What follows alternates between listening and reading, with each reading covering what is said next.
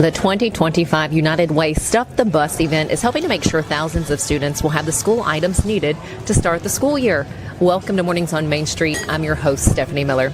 Get a look at the volunteers who joined together at Nissan Stadium to fill bag after bag with scissors, glue, crayons, paper, and folders. Schools in 9 counties will be on the receiving end of this effort. Erica Mitchell, Chief Information Officer for the United Way of Greater Nashville, shares her excitement for the day.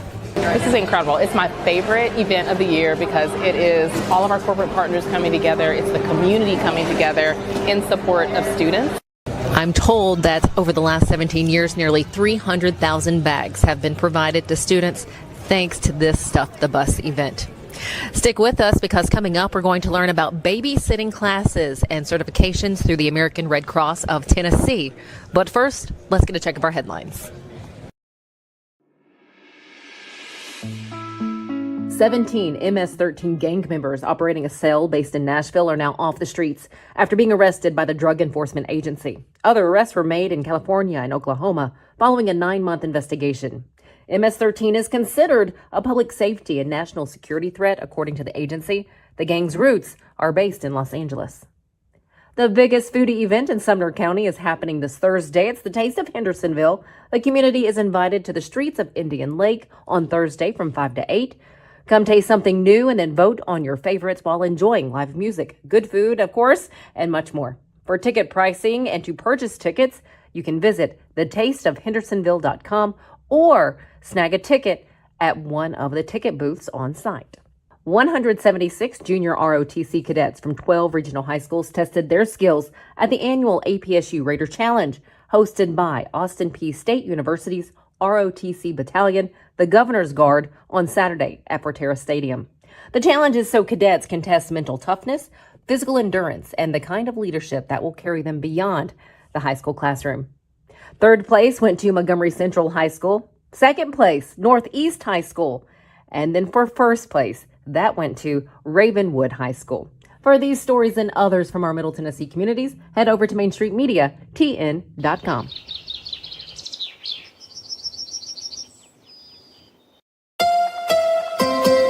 From the Tennessee Valley Weather Channel, this is your weather update.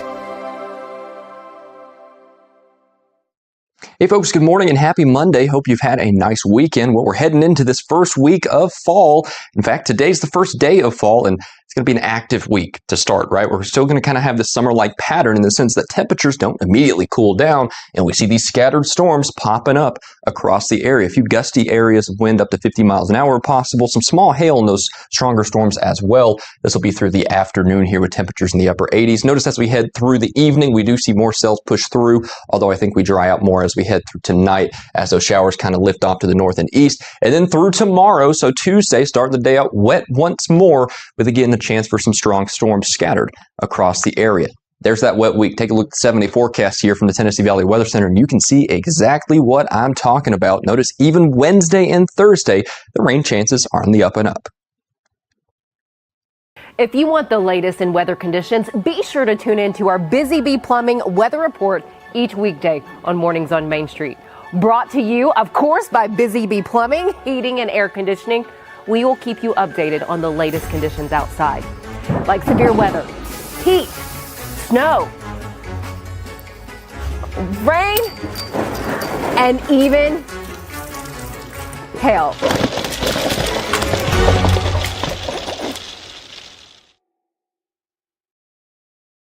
He shoots, and he scores!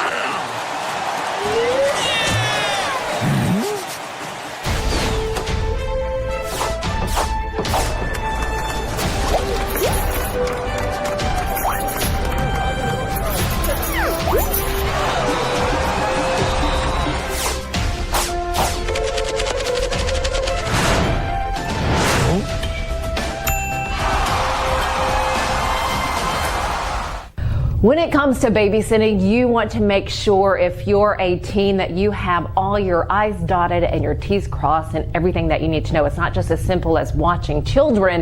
It can be a little stressful. To tell us more about how you can get special training for babysitting, we are here at the American Red Cross of Tennessee. I have Jill Hernandez with me. I also have Chris Morse. Thank you both so much. Let's talk about your roles here with the Red Cross first off. Hi, yeah, I'm a product manager and I oversee the caregiving products and the mobile applications. I'm so excited to learn about the app that you have for the babysitting training. Now for you, Chris, what is your role here? I am a training services instructor. Okay, so you're really hands-on with everyone that comes in. Yes. Tell me, what age range do you help or are you seeing? Most of them are 10 to 12, but we have as young as 8 and up to 16. I'm so curious because I know babysitting, I'm going to date myself, and that's fine. I was in the 90s, and I don't remember having training available. And I thought, oh, I've got it, I'm fine. But you want to make sure that kids know exactly what they're doing. What are they learning in the training? All kinds of great stuff. They're learning about how to keep the kids safe, important skills such as bottle feeding, spoon feeding, diapering. We talk about bathing and safety with the tubs and all that sort of stuff. How to respond to different emergencies, basic first aid, just everything to keep the kids safe and help them be a better babysitter. Now, Jill, tell me, when was this revamped? This was in March 2025. Okay, so this is fresh. This is new. Yes. What went into revamping this? What was that discussion, I guess, on the back end? Oh yeah, there was a lot of internal discussions about what should be in the course, what should stay in the course, what should be updated. Our first and really important step is to go to market research. Okay. What do our customers want? What do they see in the course? One of the things that we really emphasized was CPR training and having access to learning those life-saving skills in addition to the babysitter's training course content. Well, then talk with me about what we have here and how this helps you in your training. These are the tools that we use to instruct the students. Okay. So, everyone knows what a baby bottle is. It's just standard actual childcare stuff, and we use our CPR mannequins to practice those skills. And then, of course, we have a larger mannequin to represent an older child. Gotcha. So with the baby, I think, it's easy to feed the baby, but there's a proper way to hold the child and to hold the bottle. Demonstrate that for us, if you don't mind. And in case you didn't know, again, this is just a little look at what you're going to learn. So I encourage you to take part in the training provided by the Red Cross. Okay. Now, do most kids know that when they come in? Some have a general idea. Okay. But they have to hone the skills a little bit. I hear you. Because they see infants and children all over the place as they travel throughout the world. But we want to make sure that they're using the right support for the neck and everything to keep the infant safe. And so we practice the skills, and they have fun doing it, and they learn a lot. That is great to hear. Is it typically the parents reaching out to you to say, hey, I want my child to be a part of this training class, or do you have the kiddos reaching out being like, hey, I want to know what to do? We ask a lot of the students that kind of question, and sometimes it's the parents want them to get the training, and sometimes they've begged their parents because they want to be a babysitter and they want to do it right. In your minds, how important is this? Extremely important. Very important.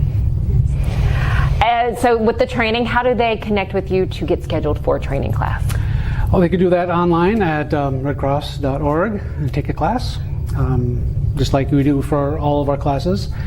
And you can just search for one close to you and sign up online. So you have these classes in different locations. You don't have to necessarily drive to your main office here in Nashville.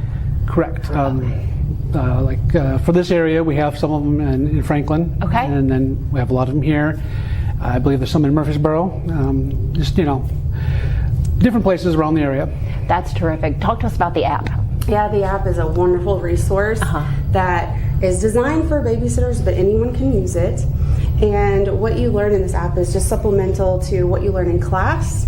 There's the business of babysitting, that they can learn leadership, and then the skills like diapering, picking up and holding a child. There's videos, images, micro-learning, so it's a quick, easy way to go in and just refresh or learn if you haven't taken the class. So that's what they can learn. There's also really fun features like a records tab. So if they're babysitting someone, then they can put their name, age, maybe medications, what they're allergic to, family notes, and then the next time that they go in to babysit, they can pull up those notes and say, okay, I remember they have a dog, they need to take them out, or special information that is relevant to that child or that family. That's incredible. Yeah. And where do we find the app? You can go to the Apple or Google Play stores and search childcare, and you can download it for free. It is a free app. So, yeah. Before the end of the training class, how do you know that the attendees have absorbed what you've been teaching? How do you know that? We observe them on all the skills, and then like on the first aid ones, just like we do with all Red Cross first aid classes, we give them an assessment, a practical situation where they have to show us that they're retaining the information well enough to actually respond to an emergency. And I'm seeing a training handbook right here. Does this go to just those who come to the class, or can we order this? Well, everyone that comes to the class gets it, but I don't see why they couldn't order it offline. Okay, so this is the Babysitter's Training Handbook. For those watching right now, say if it's, a family, they have an older child with some siblings, what would be the top 5 things that older sibling needs to know when it comes to babysitting? Do you have like maybe 5 things, 3 or 5 things that the parent should make sure that child knows before watching any younger children? For me, it's all about the safety. I'm a big safety guy. And one of the things that this really hones in on, there's some videos with interviews with a water safety person and a fire chief to go over fire safety and water safety. I think that's right at the top of my list. And basic first aid, because kids get hurt. Obviously for a major thing, you want to call 911, but a little cut and scrape, if the babysitter can handle it, keep the kid comfortable and safe. Those are my top right there.